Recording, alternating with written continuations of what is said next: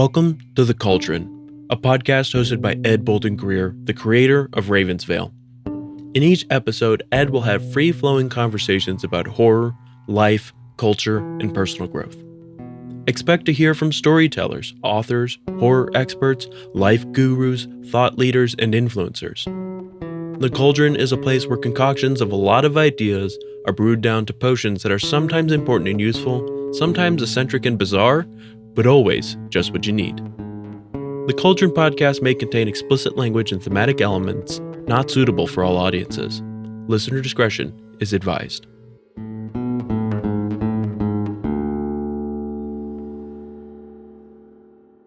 This episode is dedicated to one of our loyal listeners, Stasi Stark Thomas. It's because of listeners like you that we love doing what we do. Well, hey there, family. Welcome back to another captivating episode of the Ravens Vail Cauldron. I'm your host, Ed Bolden Greer, and this is my co-host, Jacob Garner, a.k.a. Frady Cat. Hello, everyone. Today, we have an out-of-this-world topic for you. Get ready as we venture into the unknown, exploring the mystifying world of extraterrestrial and unidentified aerial phenomena. From ancient civilizations to modern times, there have always been stories about strange sightings in the sky and close encounters of the alien variety. But not everyone believes in little green men, the Greys, and Area 51. Whether you're a believer or a skeptic, the universe remains an uncharted realm. Join us today as we stir the cauldron of curiosity and probe deeper into the mysteries that lie beyond the sky. Well, Jacob, how are you doing? Ed, I am so unbelievably excited for this episode. I don't know if you can see it on my face. I've been talking about it all week. Too. I am so stoked for this one. Did you like the stir the cauldron of curiosity and probe deeper? Yeah, I was like, yeah, that was a little cheeky. So, what do you think about all the hubbub about the solar eclipse yesterday? I mean, I was pretty disappointed. I really appreciate you buying the eclipse glasses for me. They were nice, but they were ultimately useless. Yeah, it caused us to not see anything. It was in East Tennessee during the time of the eclipse, it was very cloudy and rainy at the time that the eclipse happened. But when I was getting off work yesterday around 6:30, fucking sunny. Yeah. I was so mad about that. And then today again, rain. Yeah. Overcast, rainy, drizzling, cold. Ridiculous. At least the world didn't end yesterday, so that was good. I wanted to touch base with our listeners and remind them about Appalachian HorrorFest. Oh, cool, yeah. Which is produced by Small Raven Media and the Ravens Vail Podcast Network. HorrorFest is taking place on Saturday, October 12th at Central Cinema in Knoxville, Tennessee. Jacob and I are going to be there. We've been asked to participate and take part in the Ravens Vail live show. Yeah. So make plans now to come out and see us and get to know us a little better. Yeah, I'm so stoked, Ed, mainly because if I remember correctly, it's like at least an eighth of all of the overall tickets have already been sold, and it's only April. Yeah, I think that's amazing. I do want to say something. I'm really proud of you. Oh, yeah. Jacob is the volunteer coordinator for the event, and this is his second year doing that. And I had so much fun last year. I think that's just phenomenal that you'd take your time out to help with an event like this. Oh, man, yeah. Hopefully Lori's working the back door again. She's going to be working with us. In fact, all of our volunteers from last year are coming back this year, and we have, from what I understand, about 6 or 8 new volunteers. You're welcome, Ed. They're attracted to me like moths to a flame. My star powers. You know what? Absolutely, I'll give you all that credit. Well, Jacob, that brings me to a little more sensitive subject. Yeah. Have you recovered from your heated weekend of toxic masculinity? Oh my God. Yes, I have. Prepare for a story, okay. Listeners. I'll give you guys the condensed version of it. Long story short, Saturday, I was very, very hungry, and me and my partner decided to stop off at a Mexican restaurant that we had never eaten at before. I like a spice. Don't you like spice? I love spicy. A little bit of spice, but you like to taste your food, right? Under most circumstances, yes. So I had never been to this Mexican restaurant. before, so their level of spice could be different compared to others, whatever. So we come in, and the first thing that tipped me off that this was going to be a different experience is that the server only spoke to me in Spanish. So, Well, which is weird because I'm white. Well, you're racially mixed, and as a result, you do sometimes look Latino. No, this is news to me. Right. No, but it's actually quite common that people mistake me for Hispanic. So Now, hold on.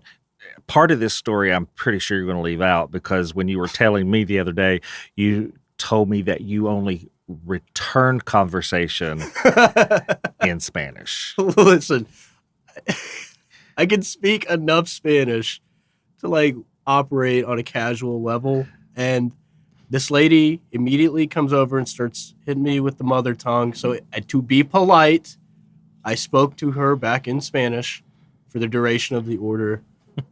I think that set me up for more failure, because when I ordered some carnitas, she asked me in a couple of slang terms, do you want it savory, the sauce, or do you want it spicy? So of course I said picante, because I thought I want a little bit of kick, I had no idea what was about to happen to me. Okay. The food hits the table. I've not eaten anything all day. Stomach completely empty. So I wolf down just the carnitas as quick as I can. Yes. And it was like a fuse on a bomb, because I couldn't feel how hot they actually were at first. But right as soon as I started to make my second little taco out of the tortillas, my eyes burst into tears. My nose starts dripping, and I had a 30-ounce Modelo in a mug. 32 ounce. 32-ounce Modelo. And I desperately start grabbing it. And my partner looks at me, and he goes, "Are you okay?" And so I was like, I got to be honest with you. My mouth is completely on fire. This is unbearably hot. I think the part you skipped there is that you downed, chugged one long drink of your Modelo. I literally, Not a sponsor. Like a pelican, I just opened up my gullet and downed this entire beer in a desperate attempt to cool my mouth off. And then I started drinking my water, and then I was offered another glass of water from somebody at the table, and I drink it, and it's not offering me any reprieve from the heat. So I look at the people I'm at the table with, and I said, "We've got to come up with an excuse for us to leave right now. I can't." Oh my. So I'm still crying at this point from the heat. And I open up my phone like I'm getting a text message from my mom. So I call the lady over in Spanish, and I said, "Yeah, we have an emergency. We have to leave right now." And she's like, "Tu madre?" And I was like, "Sí, tu madre." And I'm like, it looks like I'm reading a text message that she got in a car accident or something. So I was like, "Can we get a box? Because I want to eat this. I want to finish this when I get home." I was trying to save face. So we rush out of the restaurant, pay. I gave her a good tip. But we were in the restaurant, I think, for less than 11 minutes, right? From start to finish. In a desperate attempt to cool it off, we go to a convenience store that had a milkshake machine. I am violently lactose intolerant. Yes, you are. And I down the entire milkshake before I even get to the counter. I just put an empty cup on there, said, "There's a milkshake here. Sorry." And then the beer, the spicy food, and the milkshake formed an unholy trinity in my stomach. And I was in the bathroom in my apartment for an hour and 45 minutes. We had plans to watch a movie. We were going to go watch Monkey Man. We never made it. We never made it. That'll happen. I will talk just a moment about how lactose intolerant you are. Oh my God. He has a Pez dispenser that dispenses lactate. That's not a joke either. It's a legitimate Pez dispenser. Yep. Filled with lactate. Well, family, join us next week as we continue this multi-part series called Cosmic Queries. Hello, is anybody out there? Where we'll continue our conversation about the mysteries of extraterrestrial and unidentified aerial phenomena. From ancient civilizations to modern times, we'll recount eerie encounters that defy explanation. So mark your calendars and join us next week as we continue to watch Jacob geek out about strange things from the cosmos. Jacob, are you ready for your Would You Rather question? You know it. Jacob, would you rather Uh-huh. be the worst player on a winning team or the best player on a losing team? Worst player on a winning team or best player on a losing team? Mm-hmm. I think I would rather be the best player on a losing team because even though the first option I would win, I would feel guilty. I would feel so guilty that everybody's having to put me on their back. I mean, we usually do. Yeah, I You know. are 5'5". Yeah, if I... So if we have to go somewhere really quickly, we have to put you on our back. I hate you so much. Would you rather get punched in the face or stop making jokes about my height? Well, I guess it's going to be punched in the face. So Let me go get a stepladder. All right, I got a would you rather for you. Okay. All right. Would you rather your spouse dislike all of your friends or all of your friends dislike your spouse? You know, just like last week, this either way, it's going to come out the same. Really? You know? Yeah. You ride or die, right? Yeah. I mean, if you are my friend and you don't like my spouse, you better fix it. Yeah. You better find some way to fix it because you know what? That's my dedication. Yeah, exactly. If my spouse didn't like my friends, I mean, we're independent enough to where I could occasionally go out and do things with my friends. But I can't imagine Jared not liking anybody. It's true. You know what I'm saying? And so that one's hard to conceive of. Mm-hmm. So I'm going to say I would rather have Jared dislike my friends than my friends dislike my spouse. Yeah. Because if they dislike my spouse, I'm probably going to lose all my friends if they can't fix it because I'm not going to put up with that. No, yeah. I agree with you. I think I would pick the same thing, honestly. All right.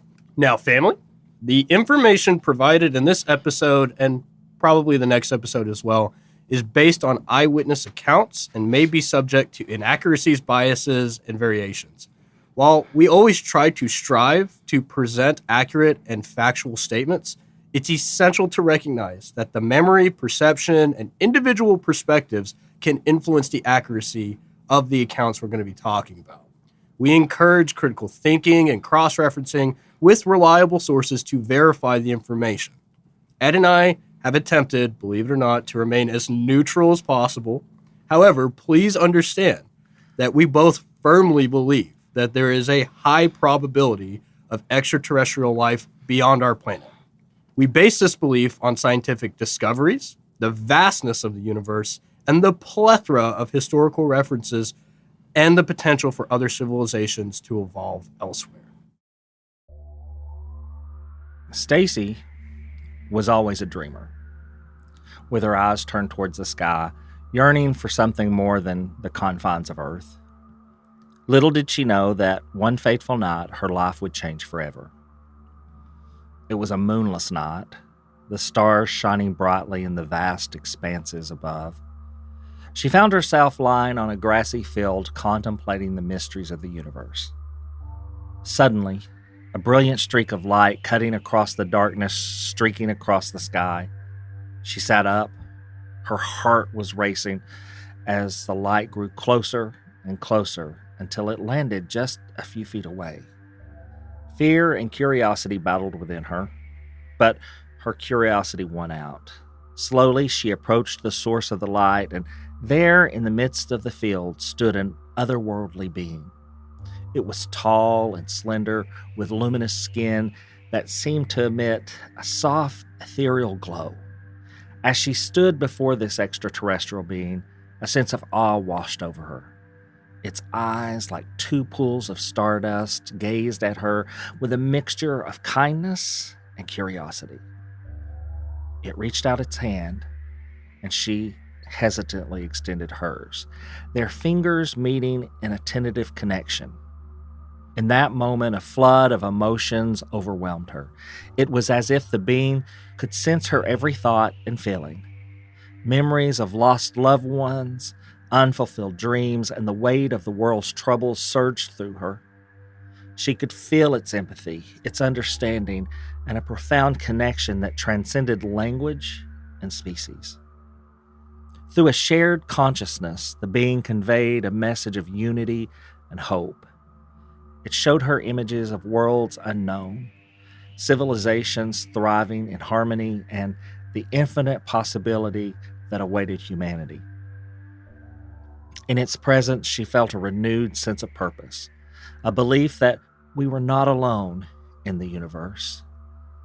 But as quickly as it had come, the being began to fade. It communicated that its time on Earth was limited, and it had chosen her to share this extraordinary experience with. With a final touch, it left her with a sense of gratitude and a permanent mark on her soul. As she watched the being ascend back to the heavens, tears streamed down her face. She was forever changed, no longer a dreamer, but a witness to the wonders of the cosmos. The encounter with this alien reminded her of the beauty and fragility of our existence and the importance of cherishing every moment. From that day forward, she dedicated her life to unraveling the mysteries of the universe. She became an advocate for unity, spreading the message of the extraterrestrial encounter and its profound impact on her perspective. She sought to inspire others to look beyond their differences and embrace the interconnectedness of all life.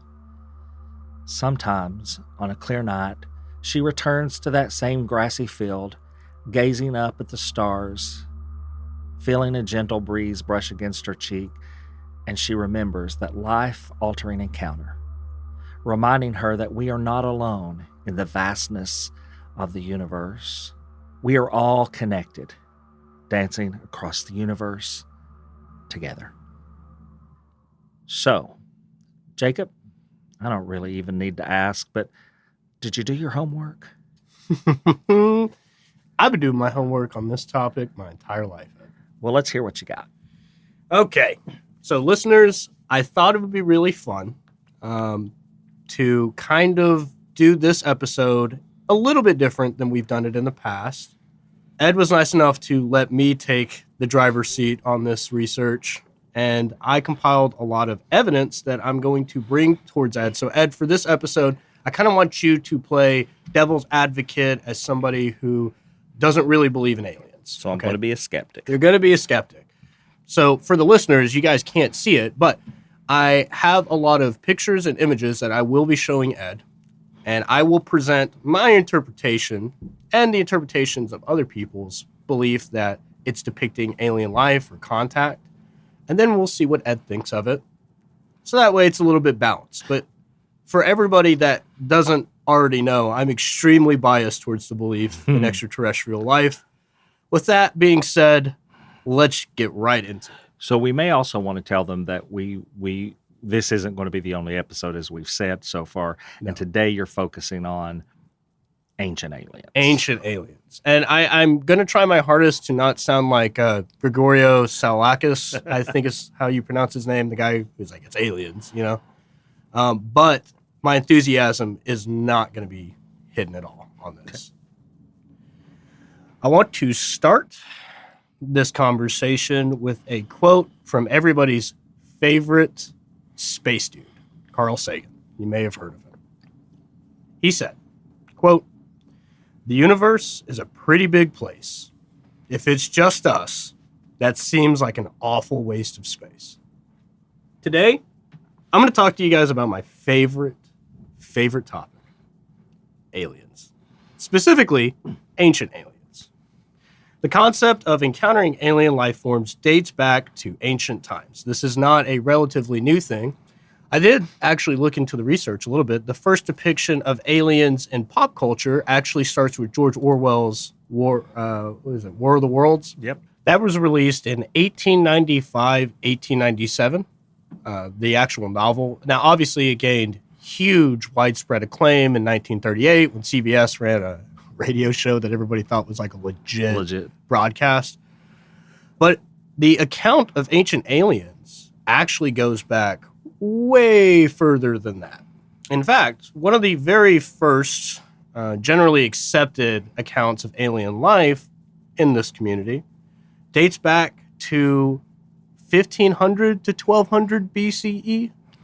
So it was found in an ancient Indian text called the Rig Veda. This is a collection of Vedic Sanskrit hymns, and it contains references to Vimananas, or flying chariots or spacecraft piloted by gods or celestial beings. Some interpretations that I've seen suggest that these descriptions could be early attempts to describe encounters with advanced technological or extraterrestrial phenomenon. Similarly, ancient Sumerian texts, so the Sumerians invented writing as we understand it today, such as the Epic of Gilgamesh and Mesopotamian myths, contain references to gods and other worldly beings descending from the heavens, which I think is super cool. You'll notice that a lot of the accounts of gods and celestial beings, I think, were our early ancestors just trying to make sense of it. Make sense of what was happening. Because keep in mind, like, just for the sake of argument, Ed, let's say that you and I had a helicopter or something like that. If you and I landed a helicopter in ancient Sumeria, right, and we come out with our modern clothes, let's say we're wearing helicopter helmets, or let's say it was a spacecraft that we landed, like the space shuttle that we landed on the moon, and we're wearing our suits and our helmets, we are going to look like completely different creatures. That's true. Human beings back then had no concept of flight either. So the fact that we were able to do it, they would immediately assume that we are gods.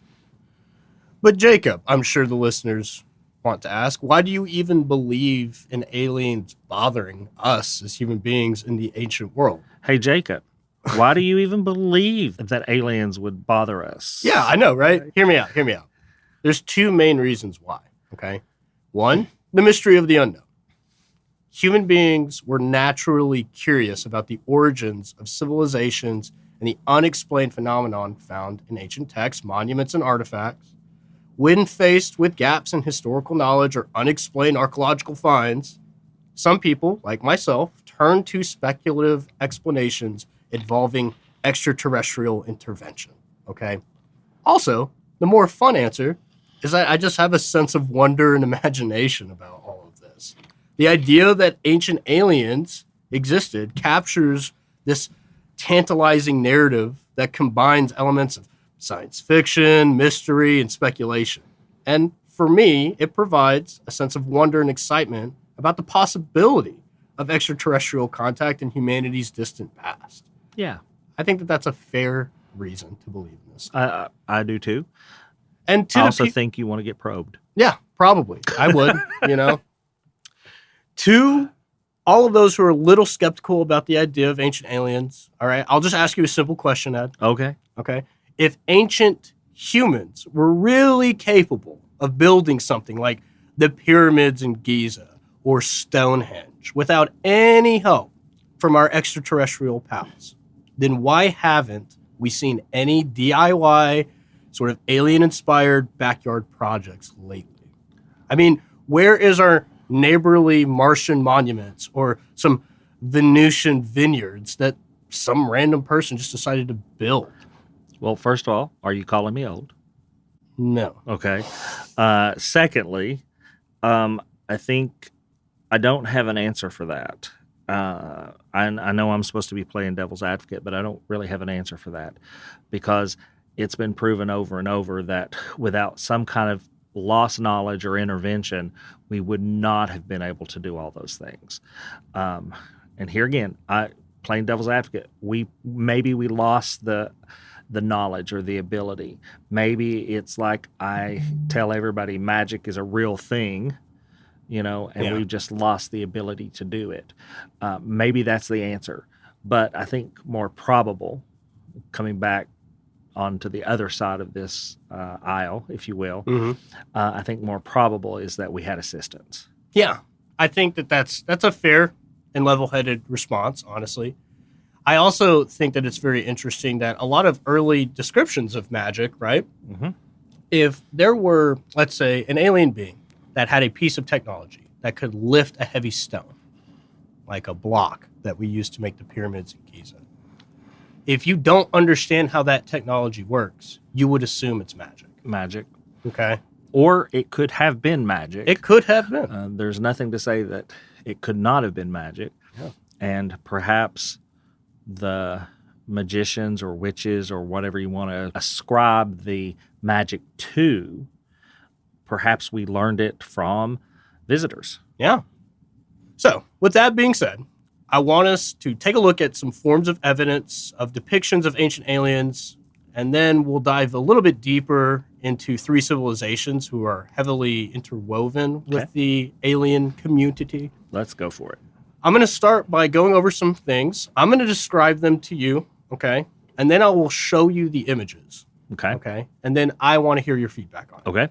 So the very first one is actually some of the oldest that we have, the Tassil Najir cave paintings. So these caves are located in the Sahara Desert in Algeria. These are Neolithic rock paintings dating somewhere between 10,000 and 6,000 BC in the later Stone Age. It depicts humanoid figures wearing what some interpret as spacesuits or helmets. Appearances of these figures are questionable and definitely different than some of the other depictions on the same wall. Now, there are clear humanoid figures, multiple actually, that depict people hunting, people, chilling. There's even a funny picture of a dude banging somebody else that they were like, we got to put this up on the wall, right? So it's established that whoever painted these images knew what a human being looked like.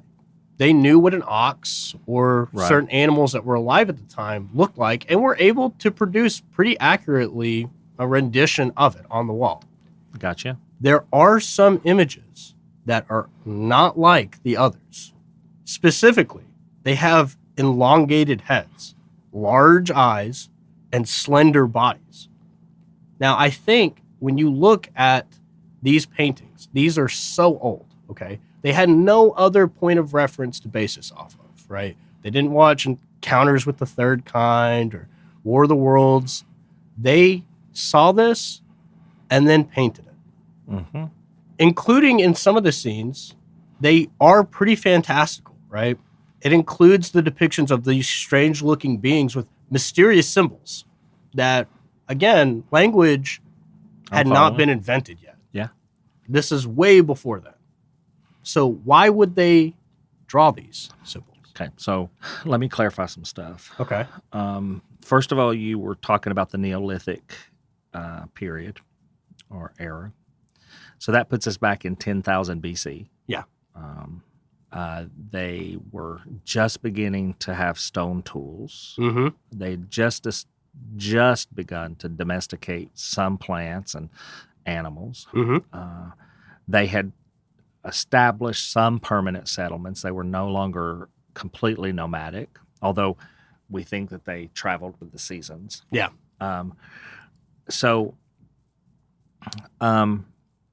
First of all, I think that given the time in our history, I could account for two things here. Okay. One, I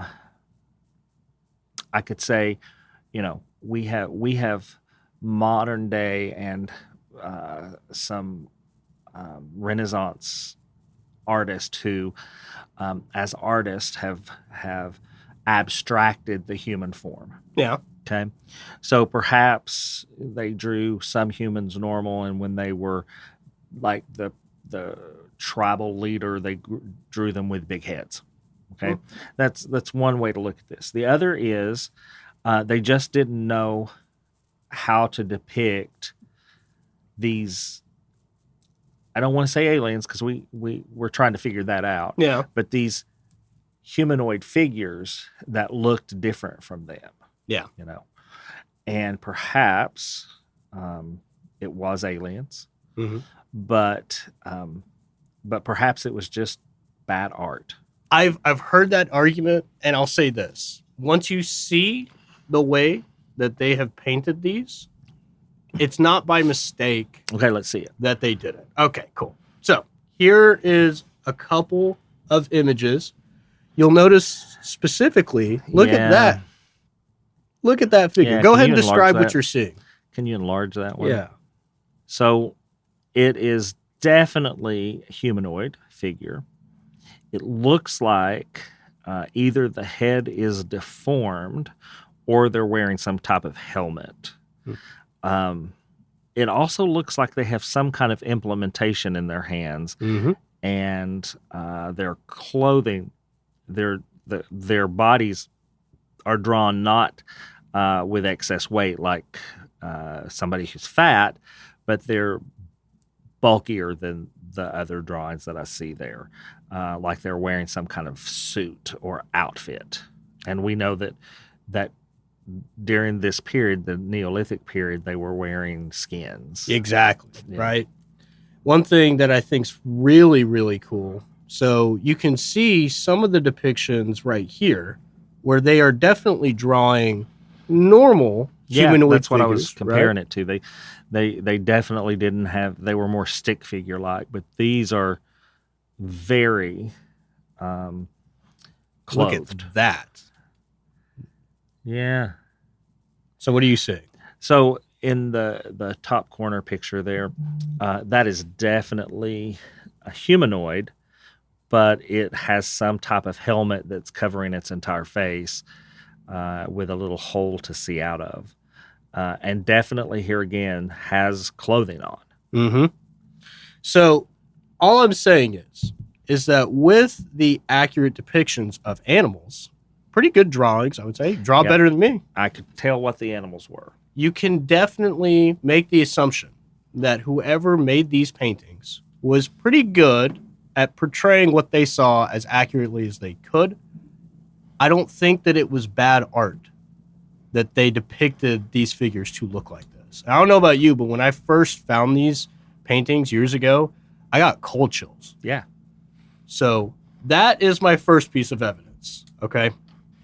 The next one, the Sumerian flying disc.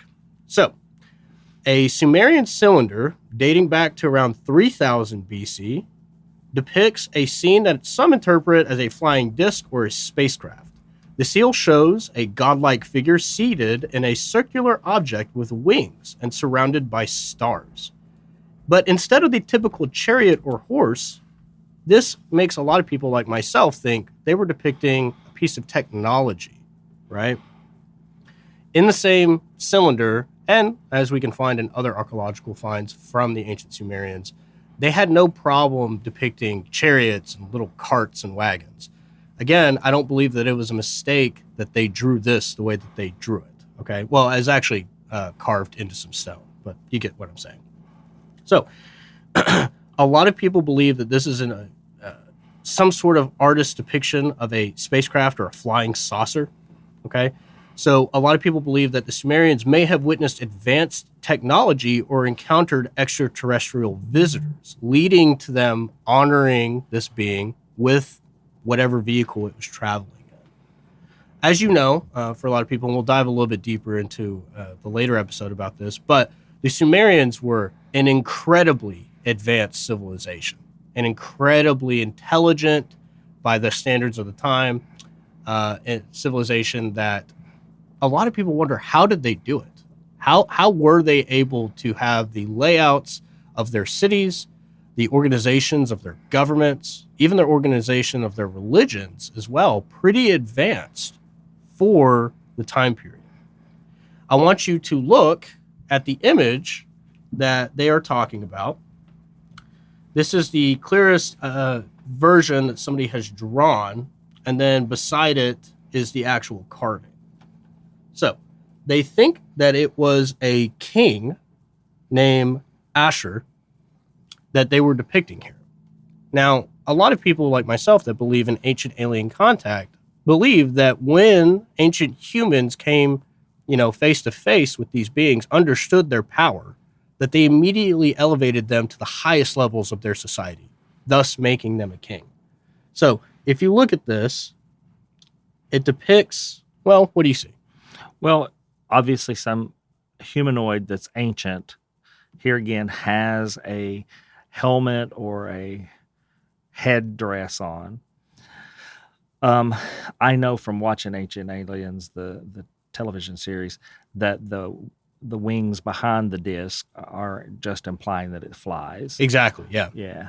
So, yeah, I mean, Notice that they're also depicting, just like in the cave paintings, they're holding a tool. Of some tool. sort, Yeah. right? Now, And it's not any tool that we would understand. exactly. So, And I'm glad you brought up the fact that the wings are depicted, because some skeptics will say, oh, they're just implying the divinity of it. But I think that the Sumerians were trying to make it very clear to anybody looking at this image that this being in this sort of vehicle had the ability to do something that we weren't able to figure out till the Orville brothers or the Wright brothers figured it out, right? That this thing could fly. I want you to see another image that is also depicted, which I think does an even better job of getting the point across. So you have that figure again. yeah, it just looks like a flying object. And if you had the ability to fly during this time period, you would have immediately established your power over these people and may have made it a king. And if an advanced being was able to become a king of this ancient civilization, of course, it's going to impart all of the knowledge that it has to the people that it's subjugated. And then I think that explains why the Sumerians were able to accomplish a lot of the things that they were. We're going to jump all the way across the world into what is now known as Central America, near Mexico and whatnot. And it is my next piece of evidence, and I love this image, and I'll show it to you in a second, the Palinec tomb lid. This was the lid of the sarcophagus of somebody named Pacal the Great, and he was a Mayan ruler. Now, skeptics are going to say that this carving depicts Pacal's journey to the underworld, but many others, like myself, believe that this is some extraterrestrial symbolism. Pacal is depicted in a reclining position with his hands positioned on what some interpret as control panels or devices. The figure's posture and the objects surrounding them have led some people to believe that this being is kind of flying through space, which I think is pretty cool. You'll notice in the image, when I show it to you, that it has an uncanny resemblance to modern astronauts, okay? Some people also don't understand what some of the symbols and characters are. It's not like the Mayan writing system that they had at the time. Right. Again, kind of making me think about the cave paintings in the desert, right? These people saw these symbols, didn't know what they meant, but knew that they were significant enough that we better write them down or depict them in art. So, with that description, here it is. And I found this really nice image that they colorized. But there is Pacal the Great, okay? Now, this was a ruler. I want to make sure you understand that. This was a very powerful man. And in most of the depictions in Mayan art of powerful men, they are in a battle pose. They're upright. They're strong. Why would they depict somebody named the Great in sort of a Lounging childlike, position. yeah, Let me have that. fetal position? Look at the tools that his hands are grabbing. Again, it's a depiction of a being holding tools. So, Ed, what do you see? Well, first of all, it looks like the person is inside some kind of seat that is inside some kind of machine or craft. Mm-hmm. Like a cockpit? Yeah, maybe. It definitely looks like they have some type of mechanism right at their nose and mouth. Like a breathing apparatus. Yeah, of sorts, probably. right? Yeah, that's weird. It looks like there's lots of little lights. Now, of course, it's been color, so I'm going to not play too much on that. But it looks like there's pipes and gizmos. That's what I'll say. I'm not sure he looks quite human. His head is elongated, and the way he's sitting is definitely doing something. He's doing something, but yeah, like you say, he does not look like a warrior. Yeah. So I find it very, very interesting that in this depiction and the two depictions we discussed previous, that there are a lot of symbols and similarities. Tools in their hands, elongated heads, what looks like some sort of device or vehicle that they're in. The Sumerians and the Mayans never interacted with each other. They definitely didn't interact with the people who did the cave paintings. Right? Yet somehow, even though they had zero contact with each other, they're all depicting the exact same sort of thing. I also find it very interesting. I don't know if you scroll to the top, but there's a depiction of something. Yeah, what kind is of that? flying, right? Yeah, I would say that that's something flying. I also note all the symbols around the edges Mm-hmm. that could be some kind of cuneiform or some kind of language. Definitely not pictures of something. Exactly. But yeah, there's definitely something there about flying. I think it's also important to note that both the Sumerians, the Mayans, and later on we'll talk about them as well, but the Egyptians, even though these civilizations never really came into contact with each other, they were still capable of building large stone structures, pyramids and ziggurats. How would they all, having no communication with each other, Yeah. come to the conclusion to build these buildings? The other thing that I'll note here is at the bottom, there's a creature that has multiple arms. Mm-hmm. It certainly looks like something we would talk about today as being an alien. And in the center. One thing that I find interesting is that even the experts that study all of this stuff, there is some idea that there could be some sort of depiction of these creatures as their gods, but there isn't like a one-to-one comparison. Like that green creature on top isn't a direct reference to some god that they worshipped, and especially that weird little creature with multiple arms and what looks like multiple legs. I think that it's very interesting when you look at the picture of that creature, the artist made sure to draw that it was smiling. Yep. Now, was this thing capable of smiling? We don't know, but I think that the artist wanted to depict it was friendly. Right? It's definitely smiling. Yeah. So I thought that was super cool. I encourage any of our listeners to type these in as they're listening. So that way you guys can look at the images that I'm showing Ed. We'll even link a lot of it in the show notes if you don't want to Google it. I would be remiss, Ed, if I didn't talk about Egyptian ancient alien references, okay? Obviously, like I touched on just a second ago, the pyramids of Giza are impossibly large. I mean, it is unbelievable. I've never seen them in real life, but I'm just going to talk about real quick some of the measurements of these stones, and I want you to ask yourself, how in the world was it even possible? Okay? The average weight of the blocks that are used to build the Great Pyramid are to be roughly 2.5 tons. I mean, how in the world would they even be able to lift those? Exactly right. There are some of the larger... You told me to ask that question. Oh, yeah. Thank you. Some of the larger blocks can even weigh up to 80 tons. Mm-hmm. Okay? The total number of blocks used to construct the Great Pyramid of Giza, you can't really get a solid number. Nobody has gone out there and actually counted each one. But it's basically comprised of an estimated 2.3 million and 2.5 million limestone blocks. Yeah.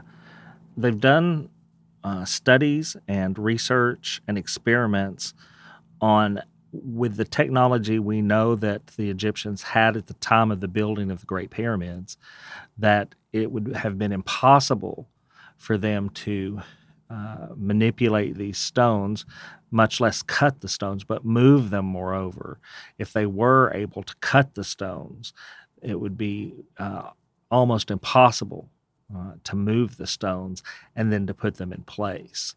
Oh, yeah. And as a skeptic, or acting as a skeptic, I'm going to say maybe the terrain there where the Great Pyramids are today is not the same kind of environment that it was. But then I come back to the rational me and say, well, we know that it's been this way for a long time, you know. Oh, yeah. Yeah. And I have got a couple of different things. The cool things about the Egyptians is that their writing system was essentially just a series of small pictures, right? I think that We call them hieroglyphs. hieroglyphs. There's a couple of different descriptions. I'll just read a couple of them, but there's one that I really wanted to show you at the temple of, I think it's pronounced Seti. Seti. Yeah, the temple of Seti the First at Abydos. It was roughly built between 1290 and 1279 BC. And of course, it's chock full of hieroglyphs. I think once you see the image, you'll see exactly what I'm talking about. That this was used to depict some sort of vehicle of some sort. And it's definitely shown as flying, right? I want you to see it real quick. This is an actual picture of the hieroglyph. I want you, amongst the pictures, do you notice something that's not quite like the others? Well, I notice a lot of things, especially in the one that you've got pulled up. It looks like a submarine, almost in the top, and an airplane. And then it looks like what we would typically think of today as a UFO or a flying spacecraft, that round disc-looking thing. Yeah. So many Egyptologists have pored over all of the hieroglyphs that we can possibly find. And using the context, now that we understand most of the language, there's still some parts like this that they're not 100% sure what the meaning is. The context surrounding these hieroglyphs is that they were talking about some powerful beings. Some skeptics believe that they're talking about gods, right? Mhm. They're gods. But Look at the image all the way to the left. mhm. That looks like what we see on the movie Alien, like the thing that bursts out of the chest. Well, I want you to notice, I'm glad you pointed that out. So notice the short little bit Uh-huh.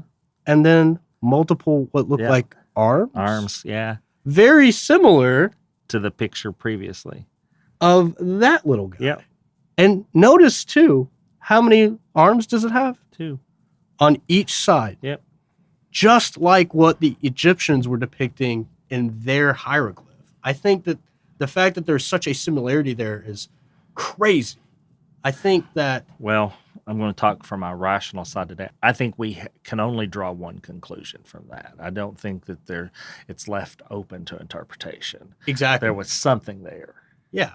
And it's too accurate and similar to the other depiction that the odds that the writer of this hieroglyph just so happened to depict the exact same thing that the Mayans did, that just doesn't sit right with me. It's too similar. There's a couple of other things that I think are very interesting to talk about. The Sakwa bird. It was a small wooden artifact discovered in a tomb near Cairo. Now, the tombs date back to the 5th and 6th dynasties of the Old Kingdom. For our history buffs, that was around 2686 BC and 2181 BC. Some individuals believe that the bird shape resemble a modern aircraft or a glider, and you'll notice the artifact itself looks very similar to what was depicted in the hieroglyph that I just showed you. It's important to note that that depiction of the hieroglyph is about 1,000 years after this artifact was made. Mm-hmm. And it's so similar. It's not really looked at as like an ornamental or a religious object. It's looked at as a kind of like almost like a toy. Yep. Like maybe I believe that ancient aliens were very involved in the Egyptian civilization and that they kind of became kind of like pop stars in a way, you know? So people wanted to have artifacts and toys that depicted their rulers or their friends at the time. Again, the similarity is striking between the two. And the last thing that I'll show you, now this one I will admit is a bit of a stretch. The finding of it and everything like that is shrouded in a lot of controversy, but I'd be remiss if I didn't bring it up, right? These are called the Dropa stones.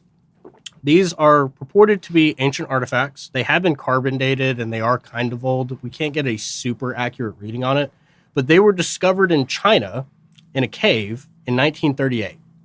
I'll go ahead and describe their appearance real quick. They are covered in something that is unlike any known ancient writing system. A bunch of mysterious symbols that don't really relate to the languages that were in the region at the time. Coincidentally, and this is where things get a little bit skeptical with it, there was a gentleman named Chi Pu-te who discovered the artifacts in a cave alongside the remains of really small, frail beings with disproportionately large heads. So the Dropa stones, I'll go ahead and show you. They're these round sort of discs, right? Again, discs, which I find interesting. Here they are. I want you to explain kind of what you're seeing. Well, the larger one that you have pulled up, my first impression is like the way the universe swirls, Mm-hmm. and has Spirals.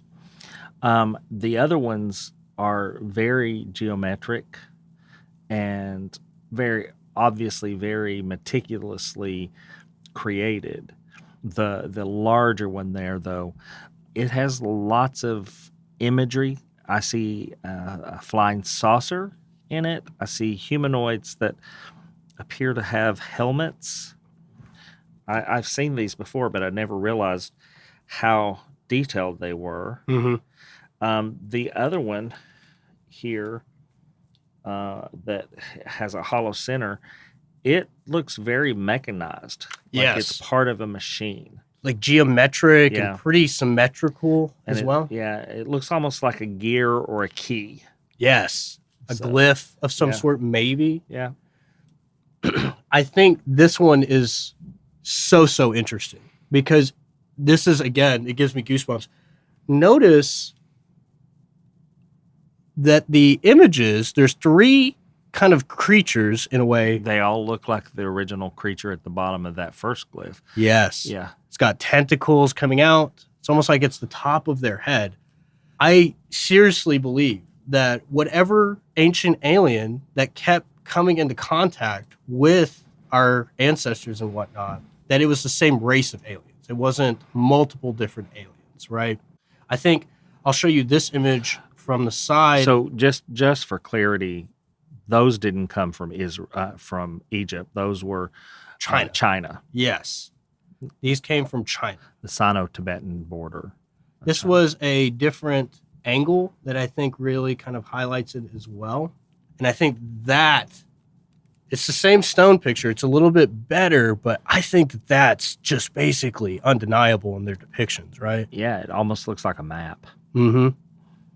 Or, now that I'm thinking about it, it's obviously revolving around the sun, but it looks like you're spiraling toward the sun. Mm-hmm.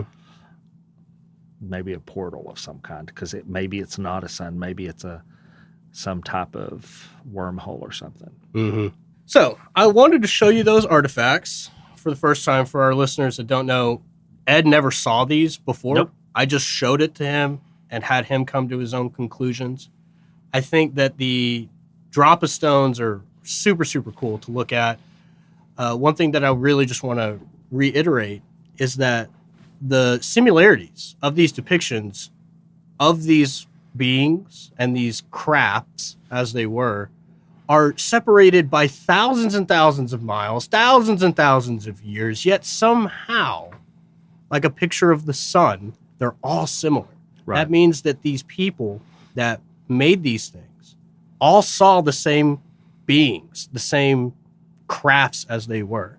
And they were so blown away by it that instead of focusing on hunting and gathering or making sure that their neighbors didn't kill them to steal their food, they were so stricken by what they saw that they were like, we have to record this. In all fairness, and since I'm playing devil's advocate, I do want to put it out there that it's important to note that the existence and any interpretation of the Dropa stones are controversial. They've never appeared in a museum, or they have stayed with the founder, and have never been, other people have not been allowed to research them. That's true. That's very true. So I just want to put that out there because I know how people are on social media and podcasts today.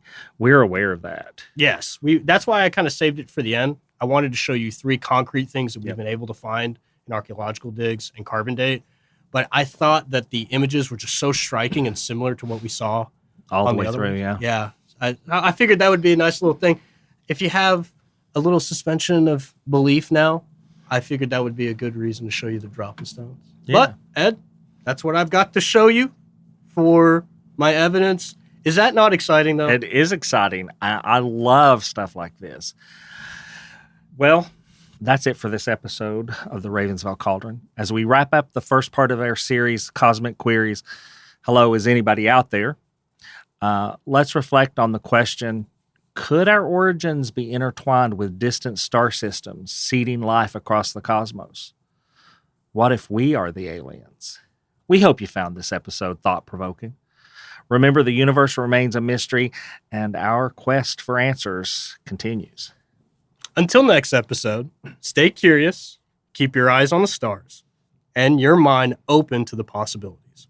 I'm Jacob Garner. And I'm Ed Bolden Greer. If you like what you've heard, make sure you join us next week as I continue my geeky obsession. Hey, we continue. We continue our exploration of the mysteries of alien life and extraterrestrial phenomenon in the modern era. Now, family, y'all adults have a few chores to do. Go on over to ravensvail.com and see about doing your chores on social media. Follow us on all the social media platforms that we've made available just for you folks. Like, listen, subscribe, and follow wherever you listen to podcasts. And if you don't mind, leave us a super great rating and a kind comment.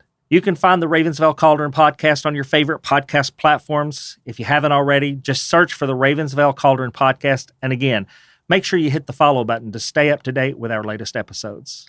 Oh, and tell a friend about us, won't you? So until next time, family. See you soon. The Ravens Vail Cauldron is a production of Small Raven Media. Today's episode was hosted by Ed Bolden Greer with co-host Jacob A. Garner. Audio engineering and sound design by Nick Devan at Nicky D Sound. Copyrighted 2024, Small Raven Media. All rights reserved.